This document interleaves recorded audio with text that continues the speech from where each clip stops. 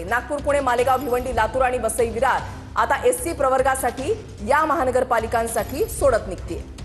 तर जळगाव, चंद्रपूर, छत्रपती संभाजीनगर, ठाणे, धुळे, पिंपरी चिंचवड, नागपूर, पुणे, मालेगाव, भिवंडी, लातूर, वसई विरार या सगळ्या महानगरपालिकांसाठी आता एससी प्रवर्गासाठी सोडत निघते।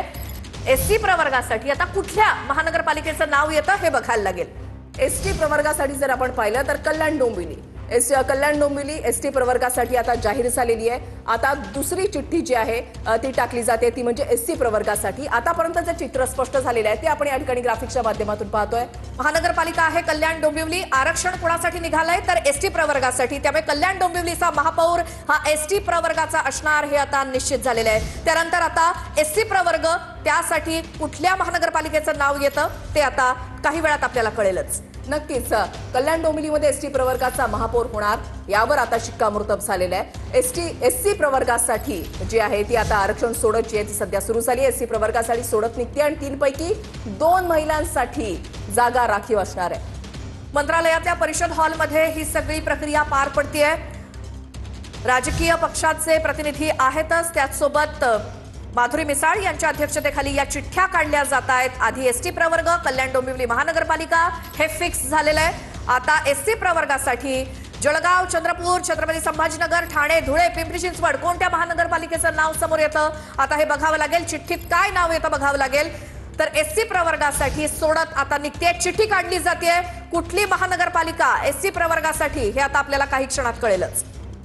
महापौर आरक्षण जे आहे ते आळीपाळीनं एससी एसटी मागासवर्ग आणि स्त्रियांसाठी म्हणजे महिला वर्गासाठी असतं आणि महानगरातील लोकसंख्या सुद्धा या ठिकाणी एक महत्त्वाचा भाग असतो। महापौर आरक्षण कोटा कसा ठरतो ती सुद्धा प्रक्रिया फार इंटरेस्टिंग आहे। मात्र एससी साठी आता जी सोडत निघते त्याच्यामध्ये जर आपण पाहिलं तर 3 पैकी 2 महिला प्रवर्गासाठी राखीव। कल्याण डोंबिवलीमध्ये एसटी प्रवर्गाचा महापौर असणार यावर आता शिक्कामोर्तब झालेलं आहे। बिलकुल, आता एक एक करून आणखी चिठ्ठ्या काढल्या जातील।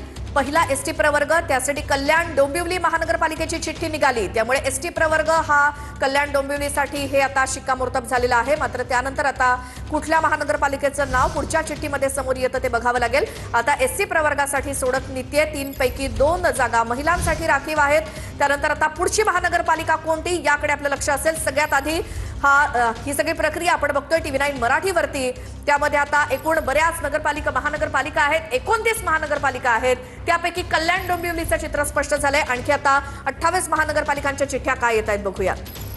ही प्रक्रिया जी आहे ती फार इंटरेस्टिंग असते। एससी साठी सोडत निघते आणि 3 पैकी 2 महिलांसाठी जागा ज्या आहेत ते राखीव असणार आहेत। म्हणजे महिलांना या ठिकाणी, लाडक्या बहिणींना या ठिकाणी नक्कीच संधी मिळण्याची खूप जास्त चान्सेस आहेत। एससी साठी सध्या सोडत निघते आणि 3 पैकी 2 जागा ज्या आहेत त्या महिलांसाठी राखीव आहेत। पुन्हा एकदा पाहूयात, कल्याण डोंबिवलीचं चित्र स्पष्ट झालेलं आहे।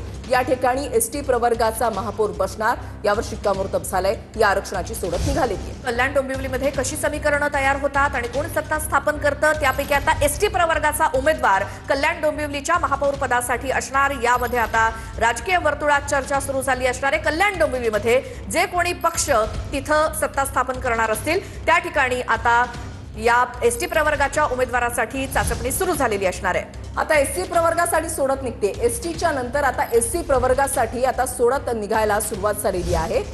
ही प्रक्रिया जी आहे ती सध्या सुरू झाली आहे। जळगाव, चंद्रपूर, छत्रपती संभाजीनगर, ठाणे, धुळे, पिंपरी चिंचवड, नागपूर, पुणे, मालेगाव, भिवंडी, लातूर, वसई विरार यासाठी या महानगरपालिकांसाठी आता एससी प्रवर्गासाठी सोडत निघते।